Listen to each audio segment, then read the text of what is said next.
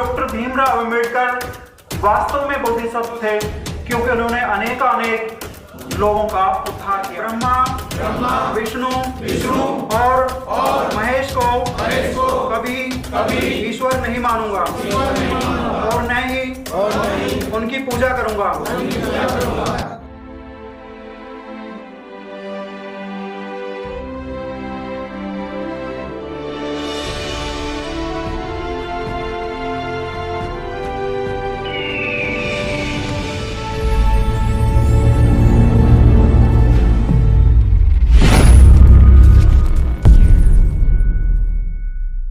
जैसा कि अभी बताया गया, हमारे जो कार्यक्रम होते हैं वो सारे कार्यक्रम किसी विशेष अवसर पर होते हैं, परंतु मुख्य रूप से वो बुद्धिज्म को फैलाने के लिए ही हैं। We have to propagate the law at any cost. जो आज का कार्यक्रम है ये गणतंत्र दिवस के अवसर पर रखा गया है और गणतंत्र दिवस का सीधा सा संबंध है बाबा साहब से, और बाबा साहब का सीधा संबंध है बौद्ध धर्म से। ये एक बड़ी ही एक अफवाह फैलाई गई है कि गणतंत्र जो व्यवस्था है भारत से बाहर इसका विकास हुआ, जबकि सत्य यही है कि गणतंत्र व्यवस्था का विकास भी भारत में ही हुआ। हम इस पर बात करेंगे। सर्वप्रथम में सार्वकालिक शिक्षाओं के प्रदाता हमारे महान शिक्षक, महान गुरु तथागत गौतम बुद्ध, जो एक महान वैज्ञानिक भी थे, उनको नमन करता हूं। साथ ही बोधिसत्व बाबा साहब डॉक्टर भीमराव अंबेडकर, जो एक्चुअल में बोधिसत्व ही हैं, क्योंकि बोधिसत्व की परिभाषा के अनुसार बोधिसत्व वह व्यक्ति होता है जो अनेक लोगों का उद्धार करता है। और इस परिभाषा पर बाबा साहब डॉक्टर भीमराव अंबेडकर पूरी तरह से खरे उतरते हैं। केवल एक एग्जांपल यहां पर मैं देना चाहूंगा इससे रिलेटेड, कि जो रिजर्वेशन व्यवस्था आई पूना पैक्ट के बदले, उस रिजर्वेशन व्यवस्था के आधार पर हमारे से पहले वाली पीढ़ी, हमारी ये वर्तमान पीढ़ी और हमसे आने वाली न जाने कितनी पीढ़ियां इसका लाभ उठाकर अपना विकास करती रहेंगी, सामाजिक रूप से, राजनीतिक रूप से और आर्थिक रूप से भी। तो इसलिए हम कह सकते हैं कि डॉक्टर भीमराव अंबेडकर वास्तव में बोधिसत्व थे, क्योंकि उन्होंने अनेक लोगों का उद्धार किया है। तो ऐसे बाबा साहब डॉक्टर भीमराव अंबेडकर को मैं नमन करता हूं। इसके साथ ही अपने सभी महापुरुषों, महानायकों, महानायिकाओं को नमन करता हूं, जिनके बनाए हुए रास्ते पर हम लोग चल रहे हैं, और ये तय है कि हमें एक ना एक दिन इस रास्ते पर चलकर वो मंजिल मिल ही जाएगी जो हमारी आने वाली पीढ़ियों को अपने मकसद में पाने के लिए सहयोग करेगी। आज के कार्यक्रम के जो आयोजक हैं, मैं उनको धन्यवाद करता हूं कि मुझे उन्होंने ये कुछ मिनटें दी हैं। हम प्रस्तावना पढ़ेंगे भारतीय संविधान की, वो लास्ट में होगी। मैं 4-5 मिनट में अपनी बात रखना चाहूंगा उससे पहले। तो भारतीय जो गणतंत्र है, इस गणतंत्र की व्यवस्था भारत में ही शुरू हुई, और ये हमारे लिए गर्व की बात है कि हम उस महान पुरुष के अनुयायी हैं जिसको गौतम बुद्ध के नाम से जाना जाता है, और गौतम बुद्ध के जो व्यवस्था है उसको संघ के नाम से जाना जाता है। संघ नाम से ही हम समझ सकते हैं कि जो संघीय व्यवस्था है, जो गणतंत्र व्यवस्था है, वो कहां से आई है। संघ शब्द अपने आप में बहुत कुछ कहता है। वैशाली जो हम भारत के बिहार राज्य का एक प्रमुख शहर है, उस टाइम पे भी भगवान तथागत गौतम बुद्ध के टाइम पर भी ये एक प्रमुख शहर था, और उसी शहर में ये गणतंत्र व्यवस्था का जन्म हुआ। वहीं से पूरे भारत और भारत के बाहर भी हम कह सकते हैं कि व्यवस्था फैली होगी। अगर रिसर्च करी जाए तो ऐसे सूत्र हमें जरूर मिलेंगे जिनके आधार पर कहा जा सकेगा कि गणतंत्र व्यवस्था भारत से शुरू होकर दूसरे देशों में फैली। क्योंकि भारत और हमारे लोगों की एक आदत है कि जो चीजें बाहर से आती हैं हम उनको जल्दी एक्सेप्ट करते हैं, जैसे कि Buddhism is coming back to its birth place again, और हम उसको लोग एक्सेप्ट ही कर रहे हैं, बहुत सारे लोग एक्सेप्ट कर रहे हैं, जबकि हमारी चीज है। रामधारी सिंह दिनकर एक राष्ट्र कवि हुए हैं हमारे, उन्होंने लिखा है, मैं उनकी लाइनें ये बिल्कुल मैं पढ़ के सुनाना चाहूंगा। वैशाली जन का प्रतिपालक, वैशाली जन का प्रतिपालक, जन मीन्स जनतंत्र व्यवस्था, गण का आदि विधाता, मतलब गणतंत्र का जो आदि विधाता है वो वैशाली ही है, भारत ही है, बुद्धिज्म ही है, हम कह सकते हैं डायरेक्टली। जिसे ढूंढता देश आज उस प्रजातंत्र की माता, mother of Republic is India, not Athens और यूनान। रुको एक क्षण पथिक यहाँ, मिट्टी को शीश नवाओ, राज सिद्धियों की समाधि पर फूल चढ़ाते जाओ। तो क्लियर है कि भारतीय जो गणतंत्र है या दूसरे देशों का जो गणतंत्र है उसका, उसकी माता, उसका जो ओरिजिन है वो इंडिया में ही हुआ। और हमें गर्व है कि हम एक गणतंत्र व्यवस्था के भी जन्मदाता हैं।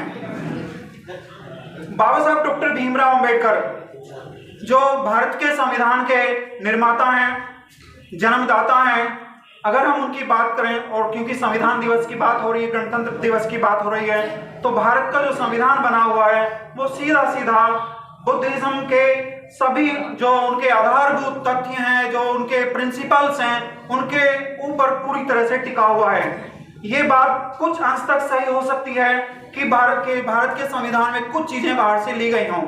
बाबा साहब ने कहा भी था कि जो चीजें अगर पहले से कहीं पे अच्छी हैं और अगर उनको ले रहे हैं तो इसमें कोई भी बुराई नहीं है। तो ये एक अफवाह फैलाई जाती है कि भारत का जो संविधान है वो कट पेस्ट है, तो कट पेस्ट ये नहीं है, ये मूल रूप से भारत की जो संघीय व्यवस्था थी उस पर आधारित है।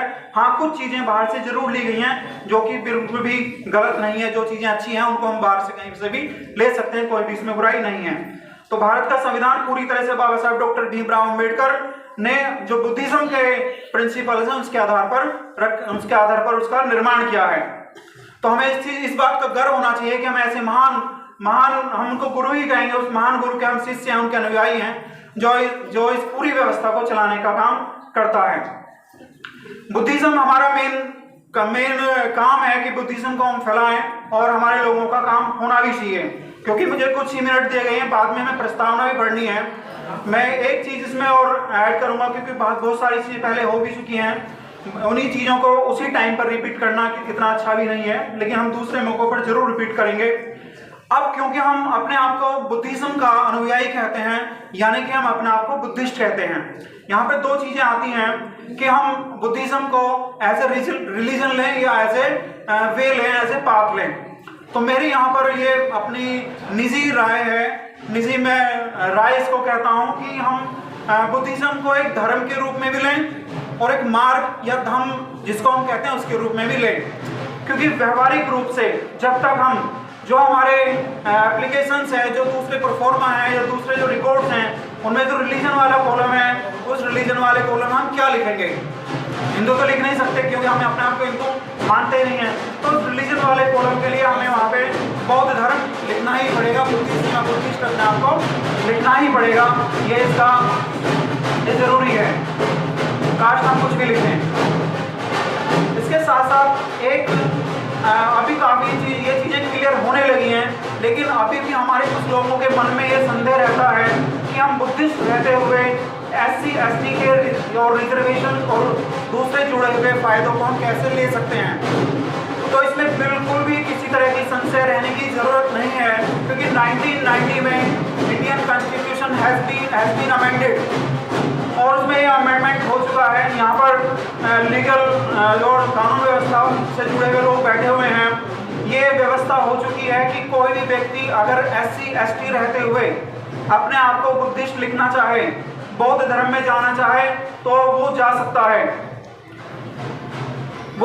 है इसमें, और उसको रिजर्वेशन और दूसरे जुड़े हुए जो भी उसके अधिकार हैं वो पहले की तरह मिलते रहेंगे। और उसके ऐसे हम नहीं बोलते, इसके बहुत सारे जो सबूत हैं वो भी हमने इकट्ठे करे हुए हैं। 15 नवंबर 1915 और उसी साल के नवंबर महीने में दूसरा लिखा हुआ लेटर जो सेंट्रल गवर्नमेंट के डिपार्टमेंट्स ने स्टेट्स को लिखा है, उसके अकॉर्डिंग क्लियर इंस्ट्रक्शंस हैं स्टेट्स को कि कोई भी व्यक्ति जो SC ST से बुद्धिज्म को एम्ब्रेस करता है और वो SC ST में रहना चाहता है तो उसका SC सर्टिफिकेट उसको प्रोवाइड कराया जाए। मेरे हाथ में ये इंस्ट्रक्शन मैनुअल है for house holding and housing census का, जो कि अभी होने वाली थी, पोस्टपोन हो गई है ड्यू टू दी पेंडेमिक। इसमें क्लियरली लिखा हुआ है कि जो बुद्धिस्ट, हिंदू और सिख, ये तीनों रिलीजन के लोग एससी हो सकते हैं। और ये फॉर्म जो वो लेके आएंगे, एन्यूमरेटर होते हैं, ये वाला फॉर्म है, इसमें क्लियर लिखा हुआ है कि इस वाले कोने पे कि एससी एसटी अपने आप को बुद्धिज्म, सिखिज्म या हिंदुइज्म में दिखा सकते हैं। तो इसमें बिल्कुल भी संशय रहने वाली बात नहीं है कि हम अपने आप को बुद्धिज्म में रहते हुए भी अगर हम चाहें तो एससी एसटी में भी शो कर सकते हैं। तो ये बिल्कुल क्लियर हो जाना चाहिए। जो दिल्ली सरकार जो एससी सर्टिफिकेट बनाती है, एससी सर्टिफिकेट का एक प्रोफॉर्मा है, इसमें भी क्लियरली मेंशन है कि लास्ट वाला जो कॉलम है, कोई भी व्यक्ति अगर कोई एससी सर्टिफिकेट बनवाना चाह रहा है तो यहाँ पे जो रिलीजन वाला कॉलम है, हिंदू, सिख और बुद्धिस्ट, यानी कि बहुत सारे लोगों के मन में एक संशय रहता है कि भाई हम एससी सर्टिफिकेट बनवाना जाएंगे, हम बुद्धिज्म लेके हमारा तो बनेगा ही नहीं।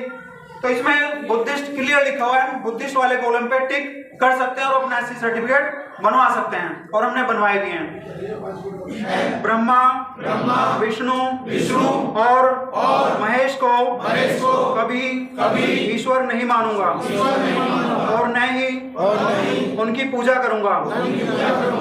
मैं राम और कृष्ण को ईश्वर नहीं मानूंगा और न ही कभी उनकी पूजा करूंगा। मैं गौरी, गणपति इत्यादि हिंदू धर्म के किसी भी देवी देवता को नहीं मानूंगा और न ही उनकी पूजा करूंगा। मैं इस बात पर विश्वास करूंगा कि ईश्वर ने कभी अवतार नहीं लिया है। मैं इसे कभी नहीं मानूंगा कि भगवान बुद्ध विष्णु के अवतार हैं। मैं ऐसे प्रचार को पागलपन का प्रचार समझूंगा। मैं श्राद्ध कभी नहीं करूंगा और न ही कभी पिंडदान करूंगा। मैं बौद्ध धर्म के विरुद्ध किसी भी बात को नहीं मानूंगा। मैं कोई भी क्रियाकर्म ब्राह्मणों के हाथों से नहीं करवाऊंगा। मैं इस सिद्धांत को मानूंगा कि सभी मनुष्य एक समान हैं। मैं समानता की स्थापना के लिए प्रयत्न करूंगा। मैं भगवान बुद्ध के अष्टांग मार्ग का पूर्ण रूप से पालन करूंगा। मैं भगवान बुद्ध की बताई 10 पारमिताओं का पूर्ण रूप से पालन करूंगा। मैं प्राणी मात्र पर दया रखूंगा और उनका पालन करूंगा। मैं चोरी नहीं करूंगा। मैं झूठ नहीं बोलूंगा। मैं व्यभिचार नहीं करूंगा। मैं शराब आदि कोई नशा नहीं करूंगा। मैं अपने जीवन को बौद्ध धर्म के 3 तत्वों अर्थात ज्ञान, शील और समता पर ढालने का प्रयत्न करूंगा।